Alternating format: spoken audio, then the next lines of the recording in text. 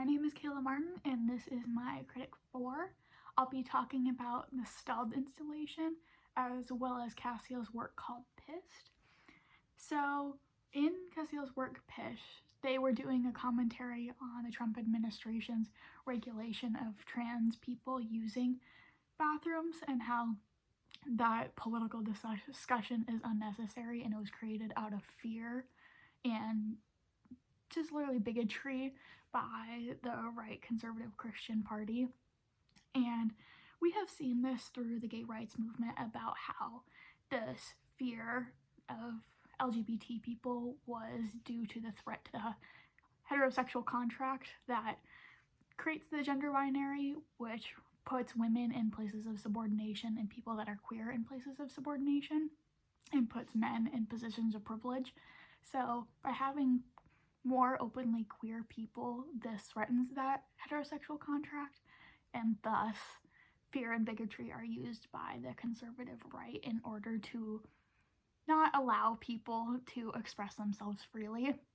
And within Cassiel's Pissed, they were creating an installation in order to go against this fear and bigotry by the conservative party and just focus on, hey, we're just people, we just want to use the bathroom, and it doesn't need to be this unnecessary political discussion. So what is the heterosexual contract?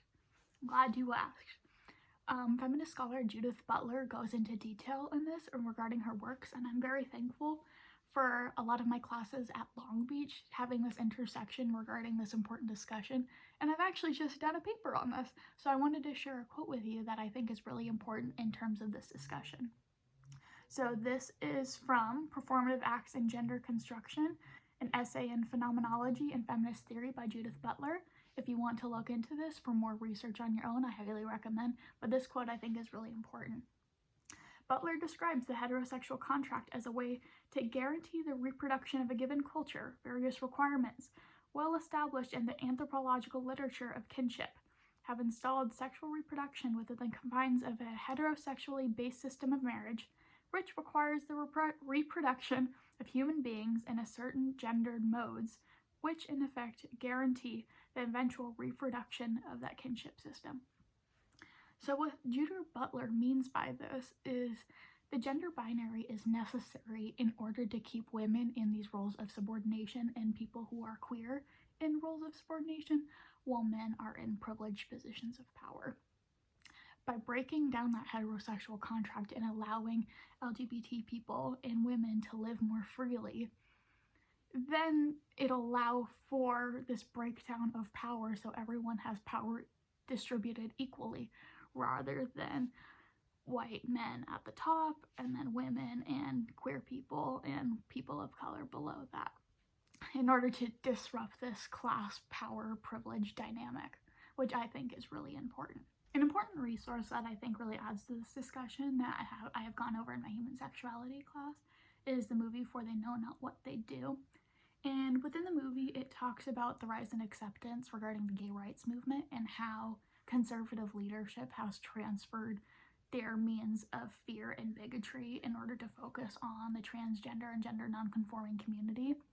And we can see this with the rise of legislation that is avidly anti-trans in order to further instill fear and instill bigotry to make people not participate in this counterculture they discuss. So within Cassiel's work, they are talking about they are just trying to use the bathroom. Within Cassiel's work, they're discussing how this shouldn't be a political discussion of trans people and gender nonconforming people using the restroom and how it is politicized when it should not be. And we have learned throughout American history how marginalized groups have been, I guess, subject to this political discussion when it's not necessary regarding bathroom access, whether that be people of color, women, gay people, and now transgender and gender nonconforming people, which is just, according to Susan Stryker, another episode of this unnecessary history, I suppose. In order to provide solutions against this bigotry and hatred, Stalled has created a new design for the modern bathroom and how I think it's pretty great, and it should be installed in most places that have the resources in order to install this new type of bathroom. What I thought was really interesting of how it would be treated as a communal space where everyone is able to use one space and it's not divided by walls.